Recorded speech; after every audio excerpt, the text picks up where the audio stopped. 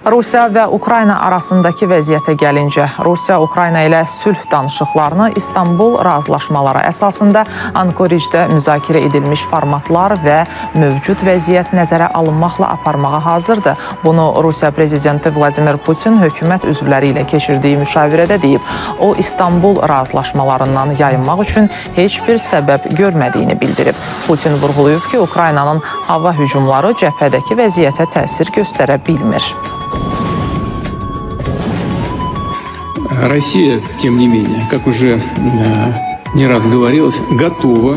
Rusiya artıq dəfələrlə deyildiyi kimi Ukrayna ilə sülh danışıqlarına hazırdır. Xatırladım ki, İstanbulda əldə olunmuş həmin sənəd o vaxt Ukrayna nümayəndə heyəti tərəfindən paraflanmışdı. Bu isə o deməkdir ki, hər şey onları qane edirdi. Mən öz tərəfimizdən bu razılaşmalardan geri çəkilmək üçün heç bir əsas görmürəm. Döyüş meydanındakı reallıq isə tamamilə fərqlidir. Hərbi bölmələrimiz hər gün irəliləyir. Rusiya qoşunları bir ərazini digərinin ardınca nəzarətə götürür.